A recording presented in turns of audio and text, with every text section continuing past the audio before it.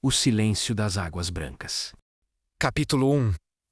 As nuvens no Alasca não se movem como em outros lugares. Elas pesavam compartilhadas de uma cinza metálica. Que pareciam querer pressionar as copas dos abetos. Contra o solo congelado. Girimum, um jovem de ombros largos e mãos calejadas pelo manejo constante do machado, observava o horizonte com uma apreensão que não era fruto do medo, mas da experiência. O ar tinha aquele gosto metálico específico, um aviso de que a neve que estava por vir não seria apenas uma camada decorativa, mas o início de um isolamento longo e impiedoso. Ele ajustou a alça de sua mochila, sentindo o peso familiar dos poucos suprimentos que lhe restavam. A busca por um lugar para montar seu acampamento de inverno torna-se uma obsessão silenciosa. Uma corrida contra o relógio biológico da própria Terra. Ele caminhou com passos medidos, evitando as áreas onde o musgo estava muito úmido, pois sabia que o gelo por baixo poderia atraí-lo. Seus olhos, de um castanho profundo, variam o ambiente em busca de sinais. Um galho quebrado, uma marca na cascata de uma árvore, o padrão de voo dos corvos. Tudo era informação no Alasca. O silêncio nunca foi vazio. Era uma linguagem que Girimum estava começando a dominar. Ele se lembrava das histórias que ouviu sobre o rio Yukon, uma artéria de vida e morte que serpenteava pelo território. E sabia que necessariamente chegaria perto de suas margens se desejasse ter uma chance de pescar durante os meses de escuridão. Ao chegar a uma pequena clareira, que parecia ideal, protegida por um paredão de rocha ao norte, Girimum decidiu fazer uma pausa. Ele descarregou o fardo e começou a organizar o que seria seu inventário de sobrevivência. Foi então que o desconforto se instalou. Ele havia deixado um pequeno saco de carne seca e grãos escondidos sob uma raiz saliente na noite anterior. Um teste para ver se a área era frequentada por predadores. Ao puxar a saca, observou que ela estava rasgada. Mas não era um rasgo desleixado de um urso ou a mordida persistente de um carcaju. Era um corte limpo, quase cirúrgico, como se algo com garras finas e precisas tivesse operado ali. Ele se ajoelhou, ignorando o frio que subia pelos joelhos, e examinou o chão. Não havia pegadas. O solo coberto por agulhas de pinheiro e uma fina porção deveria ter preservado qualquer marca de peso. No entanto, nada. Era como se o invasor tivesse flutuado sobre a superfície. Girimum sentiu um arrepio, que não tinha relação com a temperatura. Ele olhou em volta, sentindo-se observado. As árvores se fechavam ao seu redor. As sombras se alongavam conforme a luz pálida do sol de outono começava a esmaecer. A solidão, que antes era sua aliada, agora parecia uma vulnerabilidade. Ele começou a reunir seus pertences com uma pressa controlada. Não poderia ficar ali. A Luger, embora geograficamente perfeito, exalava uma hostilidade invisível. Ele pediu fogo, mas acendeu uma fogueira. Agora seria como acender um farol para quem quer que estivesse rondando. Ele optou por continuar seguindo para o oeste, em direção ao distante e abafado do rio. O Yukon estava por perto.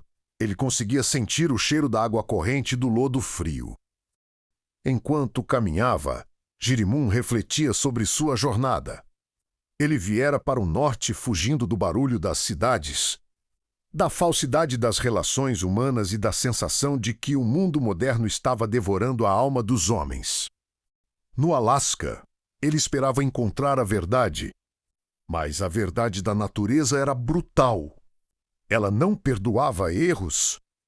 E ele acabara de cometer um ao subestimar a inteligência do que quer que vivesse naquele momento.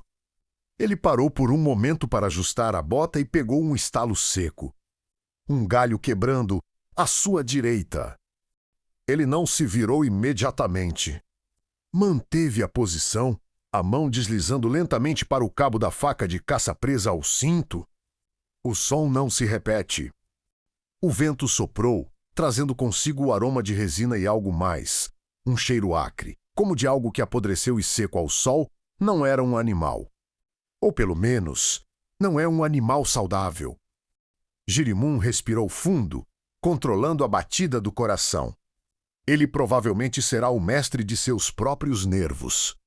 Se demonstrasse pânico, a caçada começaria.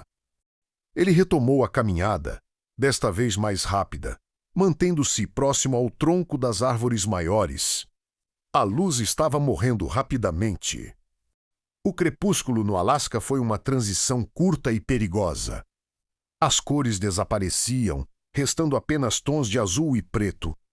Ele alcançou o topo de uma pequena elevação e viu, finalmente, o brilho prateado do Yukon.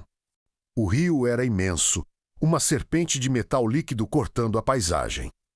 Mas entre ele e a água havia um vale profundo, mergulhado na escuridão completa. Foi nesse momento, quando o silêncio parecia ter atingido seu ápice, que o som rasgou o ar. Não era um uivo, nem um rugido.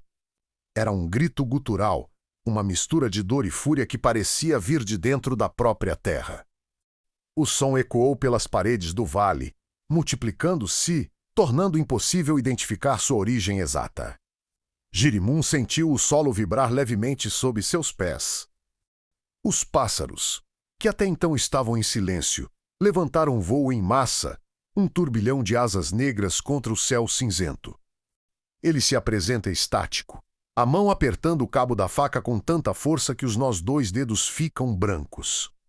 O grito cessou tão abruptamente quanto começou, deixando um sonoro ainda mais aterrorizante.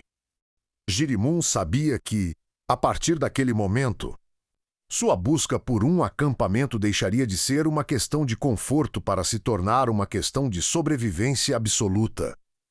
Algo estava acordado naquele momento e não estava feliz com sua presença. Ele olhou para o Yukon, sua única esperança de fuga ou de defesa, e começou a descer a encosta.